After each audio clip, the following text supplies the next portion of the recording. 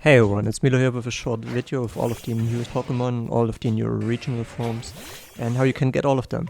So first of all, let's start with all of the new free starter evolutions. So obviously you just evolve them by leveling up the starter Pokemon. How can you get all three of them? Well, there are two ways. One way is you gotta wait for time distortions to appear, which are random events throughout the maps, so the starter Pokemon can appear there. And the second choice you have if you want to get all three starter Pokemon is you gotta complete all of the Survey Corps missions, so you need to be able to get 10 stars, and once you reach the highest rank in Survey Corps 10 stars, you get rewarded with the other two starter Pokemon that you didn't choose. Let's talk next about the Hisuian form of Arcanine, and you can acquire this one by giving a Firestone to the new regional form of Growlithe. And this is not really hard to get. You can capture one at the Cobalt Coastlands in the area Windbreak Stand or Whalestone Cape. The next one would be Overquill and the new regional form of Quillfish. The base form is easily captured in Cobalt Coastlands.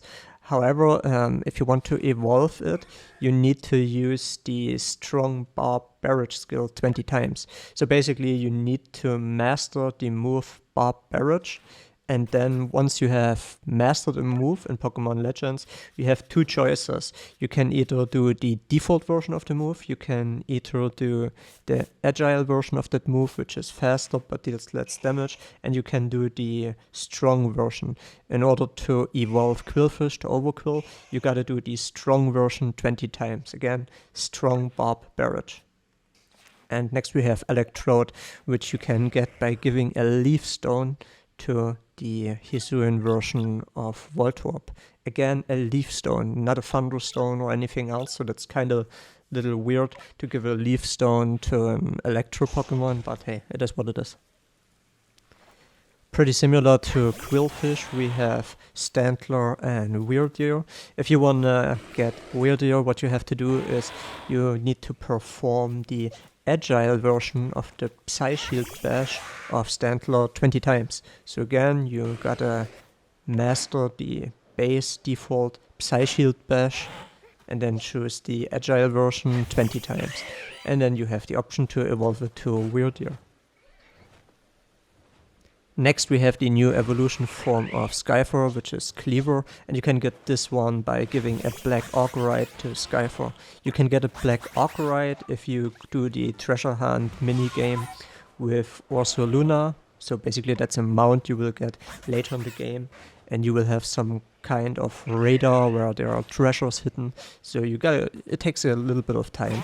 So me personally it took me like 2 or 3 hours where I have to constantly look for new treasures until eventually I got it, and then you just give this item to Skyver and you're good. And then we're having the new regional form of Lilligant, which you can get by giving a Sunstone to Petilil. Next we have Bravaria. Here I got a little lucky, I got a shiny version, so you get this one by leveling up and evolving Rowlet.